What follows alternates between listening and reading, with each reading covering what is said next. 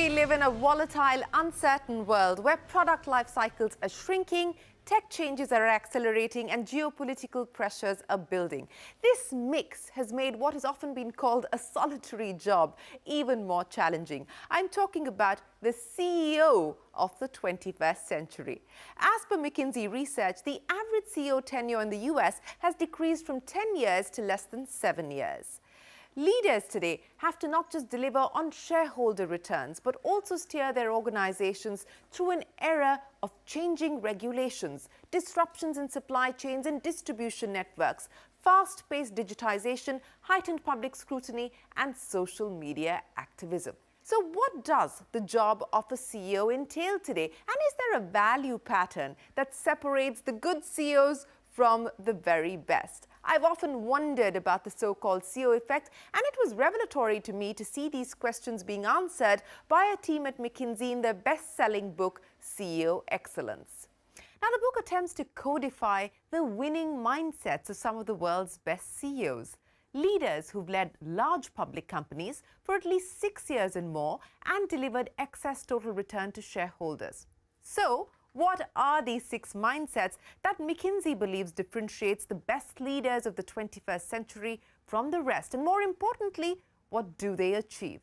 In the words of the authors, these mindsets enable them to navigate the dominant features of their environment. That's new competition, disruptive change, digitization, pressing social and environmental issues, or economic meltdowns with wild success, while others wallow in mediocrity.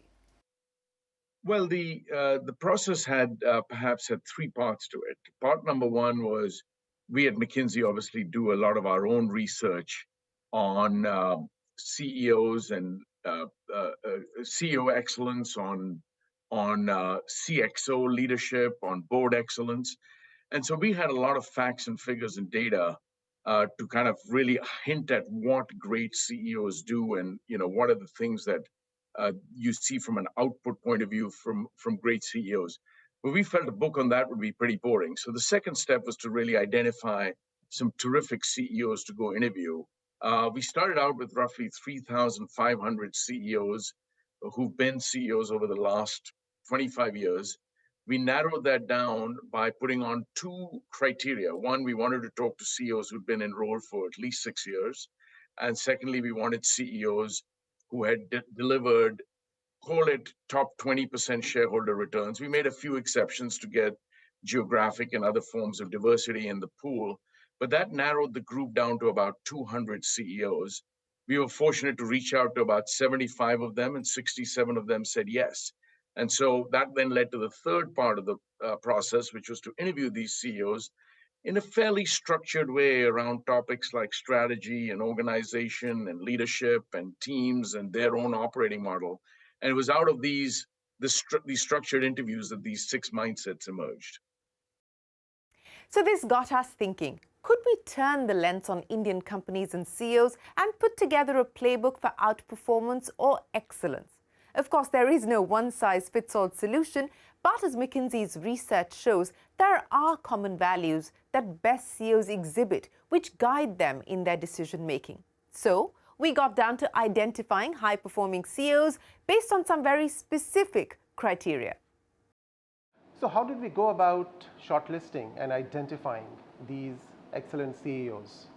Well, we mirrored the global framework that was used in the CEO Excellence book, largely starting with the companies that delivered top quintile, top 20% of TRS performance in their respective industries. Using that, we came out with a short list of CEO names, and then we applied a filter of at least a 5-year tenure. And this tenure ensured that there was a longevity to institution building as well, in addition to just the operational and financial goals that they were able to deliver. That gave us a set of 20 CEOs. And then we added, in the interest of diversity, we added 3 more archetypes of CEOs, a few public sector CEO leaders, a few women leaders, and also the unicorn leaders. And that collectively gave us an excellent and diverse class of 25 CEOs. Well, with the shortlist of the CEOs done, the actual work began. As the philosopher Goethe said, boldness has genius, power and magic in it. And CEOs that have made the maximum impact are the ones who haven't been afraid to make big bets. As per McKinsey's research, an analysis of 3,925 of global companies over an 8-year period points to 5 big strategic moves that yield the highest probability of jumping from an average performer to a top profit generator. Now, these include decisions to buy or sell assets or businesses, invest in differentiation, improve productivity, and strategic capital allocation.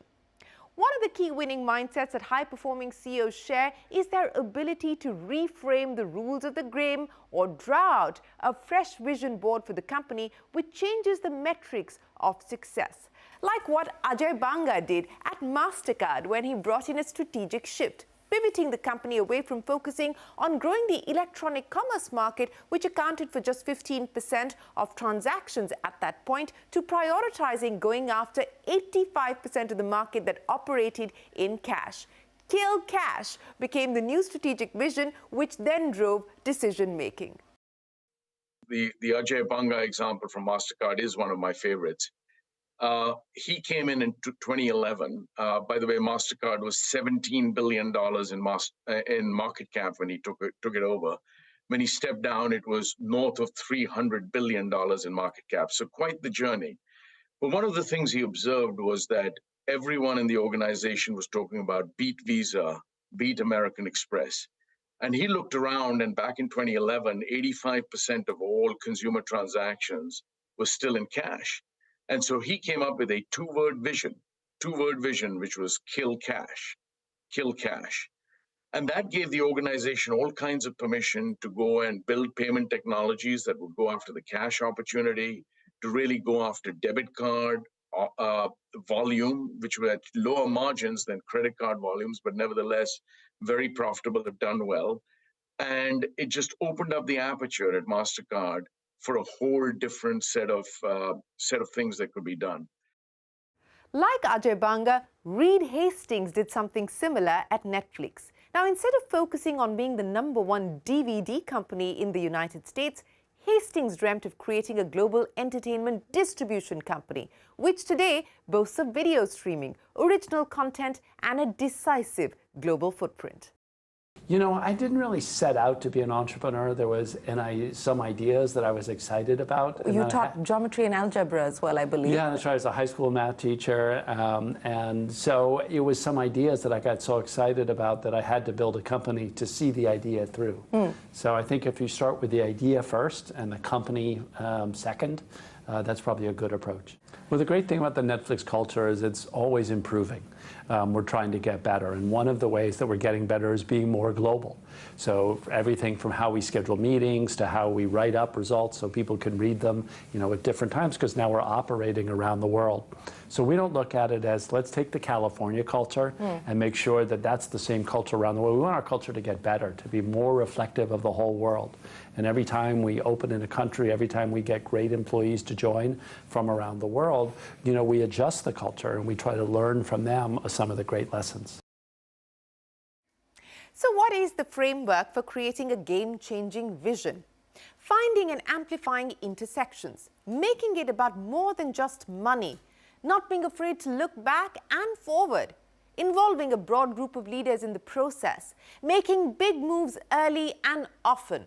The best CEOs make bold strategic moves early and often during their tenure. Like what Satya Nadella did when he took over Microsoft in 2014 and helped steer it back to relevance and high performance. Big acquisitions like LinkedIn and GitHub, doubling down the company's focus and investments in the cloud business, moving towards online subscription model, cutting losses in the mobile phone business by exiting the market. These strategic choices made by Nadella catapulted Microsoft back to the top of the pecking order. Like if I look back, right, Microsoft was created when Paul and Bill sort of created the basic interpreter for the Altair. Very recently, in fact, we were talking about and marking some big milestones in quantum computing. What did we do? We, in fact, launched a new language for quantum algorithms. We put a simulator in Azure so that developers can now start learning quantum.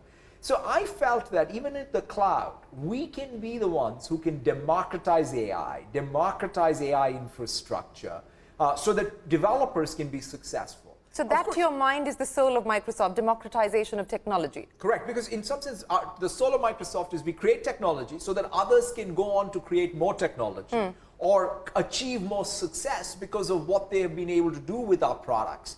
We're that ultimate platform and tool creator.